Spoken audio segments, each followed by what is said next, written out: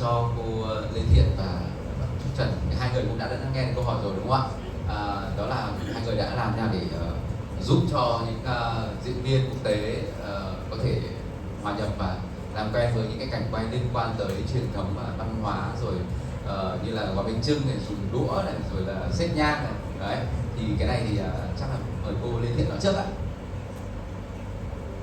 Xin cảm ơn những câu hỏi của nhà báo. Thì tôi chỉ trả lời theo phạm vi của tôi. Cái điều trước tiên tức là phải nói tác giả và đạo diễn có một cái sự tìm hiểu rất sâu về cái phong tục tập quán của người Việt Nam. Tuy nhiên trong phạm vi của một cái bộ phim mà chỉ ngắn gọn trong vòng thời gian ngắn như thế thì không thể nói hết. Tôi hiểu một cái tâm lý, tức là các bạn muốn gom hết tất cả cái phim đầu tiên về Việt Nam vào cái bộ phim này, cho đó mà đòi hỏi có một cái sự mà gọi là cho nó đúng. Ví dụ ngày Tết tại sao lại không có lạnh, mà mình nên nhớ rằng ở Việt Nam mình cũng phải hiểu một cái điều thế này. Việt Nam mấy năm nay, những năm gần đây bảo có công nhận Tết không có lạnh. Con ở miền Bắc có thấy Tết cũng không có quá lạnh nữa. Không lạnh. Mùng 1 là nắng nóng. Đúng. Về cái chúng tôi rất là thương các bạn, nhất là có cái cặp vợ chồng, các bạn xem trong phim có cặp vợ chồng lớn tuổi đấy, là các bạn ra là người Anh và ông ta cao đến 1m90, nhưng mà khi mà ngồi để mà ăn tiệc ta phải ngồi bệt ở dưới đất. Cả một vấn đề. Để chúng tôi phải loay hoay mãi, phải tìm cách giúp đạo diễn là tìm một cái gì, cái nệm, cái gì để cho ông bà có thể ngồi. Cái điều đó làm cho tôi đứng về góc cạnh của một diễn viên, tôi rất là xúc động. Cái thứ hai, tức là cầm đũa như thế là tôi phải tập ở ngoài, cầm đủ thứ kiểu. Ngay cả cháu nội tôi cầm đũa cũng chưa chắc là đã rành. Thành mặt ông bà cầm đũa. Và một cái điều rất là xúc động mà tôi thấy rằng là đã là diễn viên thì khi vào nhân vật của mình thì bắt buộc phải tìm hiểu tất cả phong cách, động tác, vân vân và vân vân. Thì mặc dù những cái vai đó rất ít thấy xuất hiện trên màn ảnh thì rất ít, nhưng mà các bạn phải tập rất nhiều. Thành ra mà chính cái lọng cộng đó, chính cái lọng cộng của cầm đũa đó tôi lại thấy đáng yêu. Và được như vậy là tôi cho rằng một cái sự cố gắng rất lớn. Và ở đây tác giả tức là vì chính tình yêu của quê hương mình, do đó mà đưa vào những cái tình tiết mà tôi nghĩ rằng, ví dụ như cái tình tiết mà dạy cái cô này ngồi đó mà lau lư rửa, mặc dù bà cô này rất là tinh. Đạo diễn cứ bảo làm sao mà tạo ra được những thứ là khi tôi nhìn là con này sợ, thành ra không nói.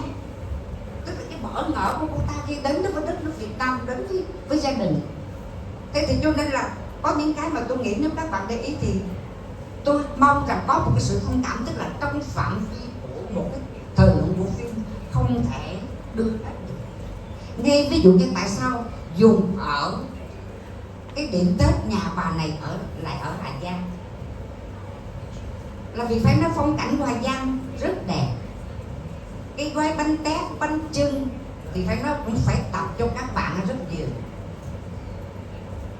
Thì đứng ở một cấp độ là partner, là đồng diễn với nhau, thì tôi chỉ biết nói rằng tôi hết sức là cảm ơn những cố gắng của các bạn. Và tôi nghĩ như thế đối với tôi đã là một cái hiệu quả rất tốt trong cái phim này. Dạ, con cảm ơn cô. So Miss Lê Thiện has shared her respect and appreciation towards the efforts of everyone bringing the details of cultures and traditions of Vietnam onto the screen. Especially when she works with Scott and Rachel in particular scenes like showing them how to use chopsticks, how to arrange the incense, and also the tent holiday activities. It is not 100% like life accuracies because of in the time frame. that we had to produce such a 90-minute movie. It's not easy to make it 100% true, but the intention is very to the best efforts of everyone. And also a question next to Eirene, and Quinn has told you.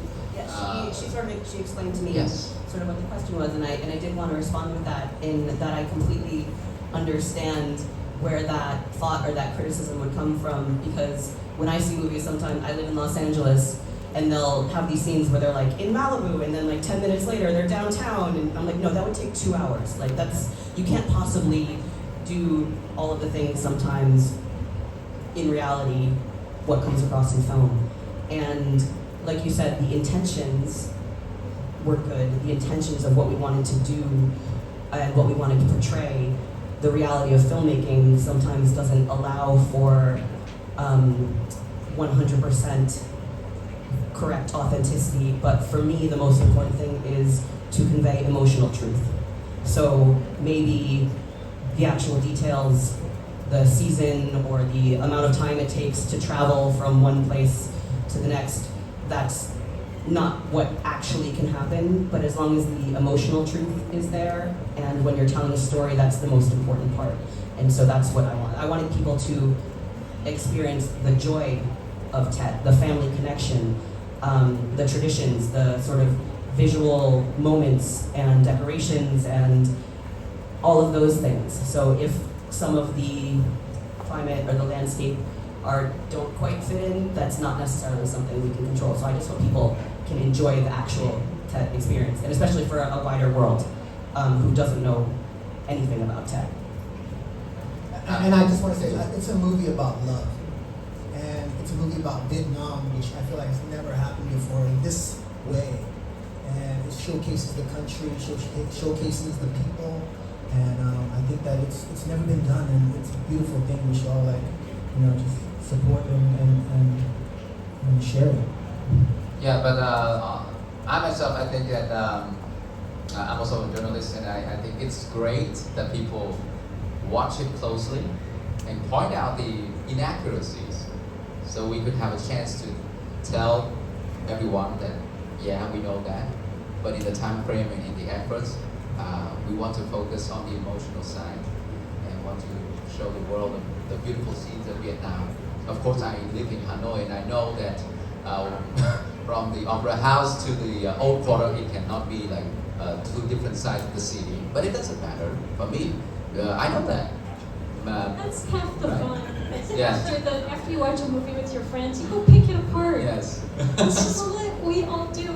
It's not cool that we had to fudge things a little bit, but I guarantee you, beyond anything, that you would be a little bit bored if we didn't. When we're in a dramatic build and the story has to go like this, and if everyone could rewind while we go back and portray the traffic that would have happened, you would kill us. We can't do that to you. We have a responsibility to our audience, and we have a responsibility to the drama. Yes. That would be so I am sorry though for those inconsistencies, and like you said, that it starts a dialogue is what's important. But hey, I was there. I was the best driver of the town. I was the Fast and Furious all the way. Yes, You just forgot about me. Okay, I'm gonna sell you right now. She had never driven a moped before. And they said that would be amazing. She never?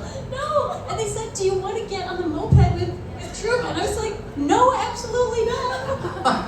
Oh my god, that's my secret guy.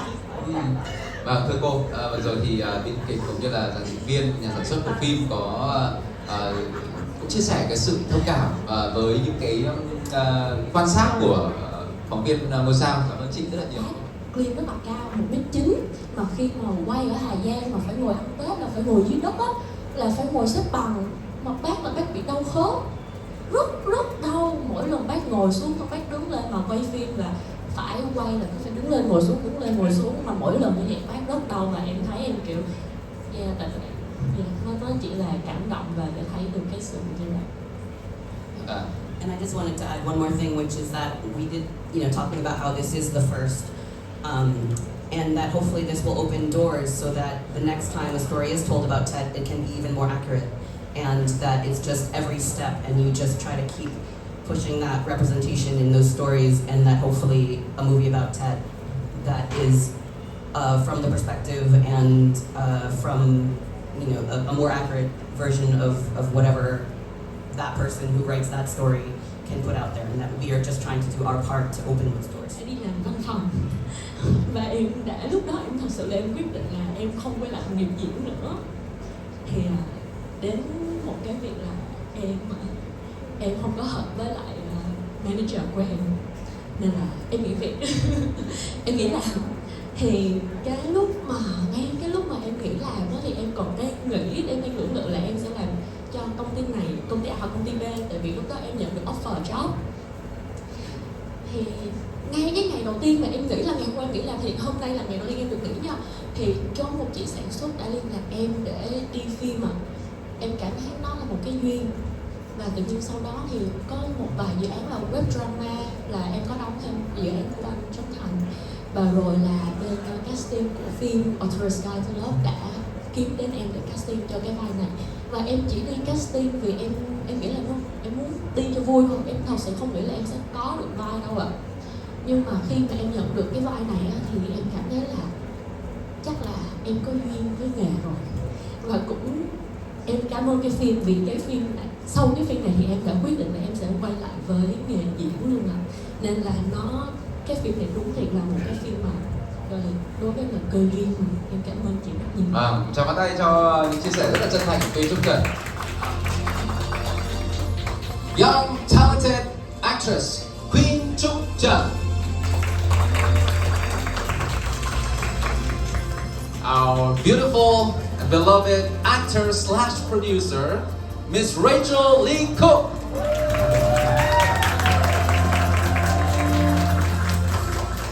In the movie, he's going to play a tourist guide, but today he looks like a boss. Please welcome actor Scott Lee.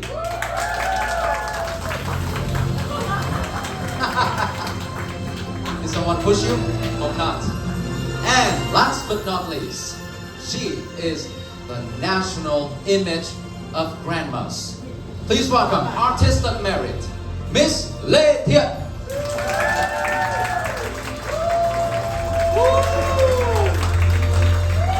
And now please stand together and take a photo. Please stand up together, take a group. The traditions and also the cuisine of Vietnam play a big part making the movie come to life. So please tell us a little bit, not really revealing too much, about your role in the movie for the cast. So let's start with Quinn Trúc Trần.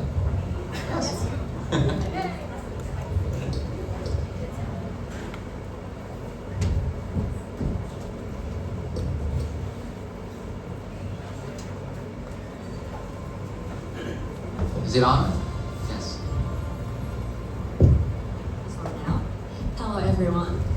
So about my character, is an Asian girl who can speak English with an Australian accent. Is that the Australian accent? I actually don't know until people keep telling me. That's it. Sorry, interesting. Amy?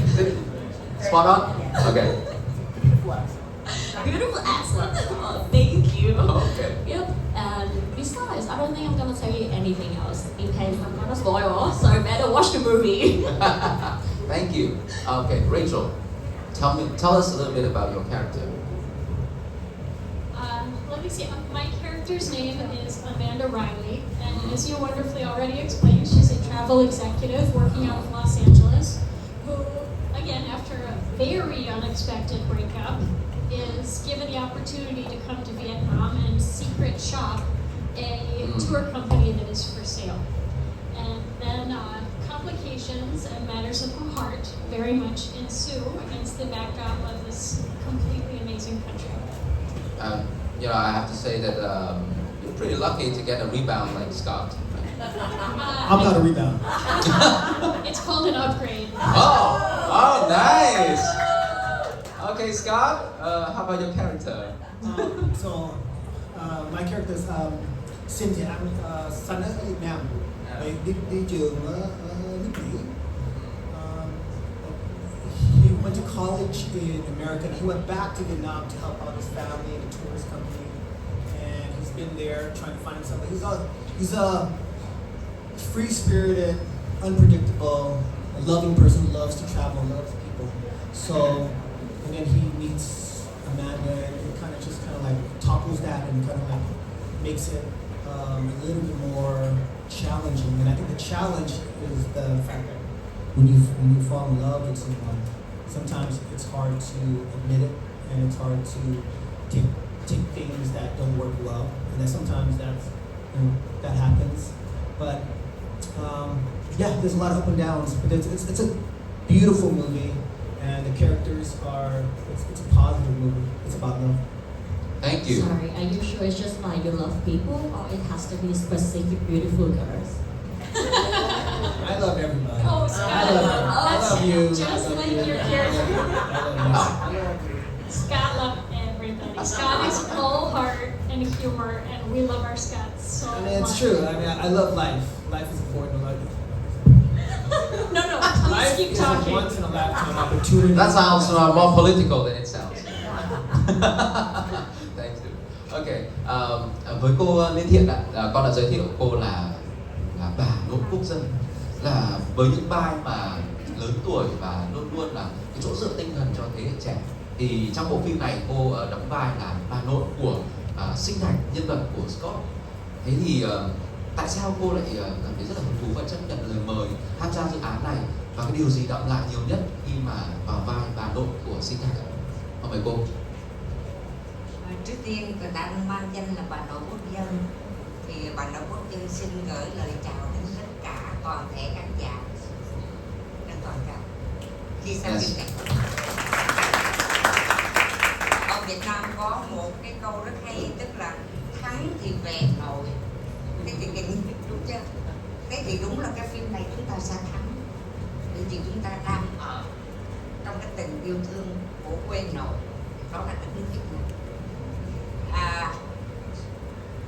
Nói về cái khi mà mục đích để đến với cái dự án này thì thật tình đối với tôi hết sức là bất ngờ, và tôi cũng không nghĩ rằng là tôi được khán giả của Việt Nam phong tặng mình cái danh nghĩa là bà nội của quốc dân, và tôi không nghĩ rằng trên qua nửa vòng trái đất tôi lại thêm có một cái thằng cháu nội.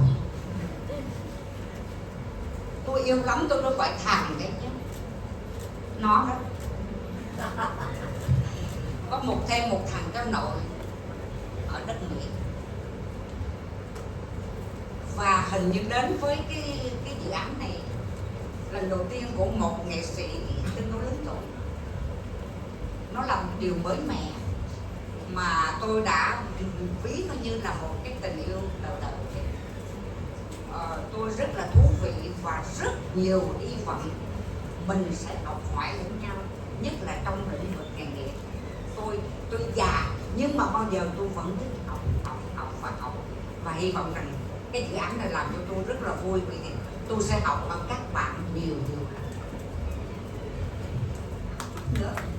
Tức là tôi ví dụ như các bạn đến với đất nước Việt Nam như đến thăm cái nhà của tôi, bởi vì cái nhà tôi đang cất, không biết là các bạn sẽ đánh giá đẹp hay là xấu, mà có lẽ hình như cũng rất đẹp, đúng không? Cho nên các bạn phải đến. Cảm ơn. Thank you very much, artist Eirene Lê Thiện. And now, the scriptwriter who bring us the story, Eirene. We know that you have your roots in Vietnam, and we know that you came back to Vietnam several times. You got so much love for the country and a lot of inspiration along your experience that you bring into the pages of the script. So, what parts of Vietnam that you want the world to see, to feel, to hear when you write the scripts? Well, for me, my mother's Vietnamese. Her whole family is here. She's from Đức Phổ and Quang Ngai, and so for me, I've always had such a love for Vietnam, even though I grew up in the United States. And what I want people to know about Vietnam is that, in America, usually when people think about Vietnam, they think about the war. And what I want is, from this movie, when people think about Vietnam, to think of love. Because my parents fell in love here in Saigon, and I fell in love with my husband in Hanoi, and that was the story that inspired this movie, was when I had an unexpected breakup in my life, and I came to Hanoi, and I was traveling, and I walked into a restaurant and met another traveler, and we fell in love, and that was 22 years ago. And so, for me, Vietnam is such a place of joy and beauty and love, and I want to share that with the whole world. Thank you so much. So you are the rebound. I mean the character. That's very lovely. The cultural side and the smaller details about Vietnam that you love, that you have to bring it into the script. That was definitely a part of it. I mean, first of all, the actual physical beauty of Vietnam. Every time I come here, it's just overwhelming. You look out at the different types of landscapes. You have the mountains, you have the rice paddies in the fields, you have the beaches, you have these amazing, thriving, vibrant, modern cities. You have ancient cities like Hoi An. There's so many different, and there's a million places that I still haven't seen in Vietnam that I need to go to and want to go to. And so to be able to share that aspect, visually it's amazing, and when people see this movie, like, I don't know how they're... Mơ ước anh thì thương cái nước Việt Nam. Anything else? Basically, like, this whole thing, this whole process has been like kind of surreal, but at the same time, it's always been like, for me, like I said, I always say this: life is a once in a lifetime opportunity.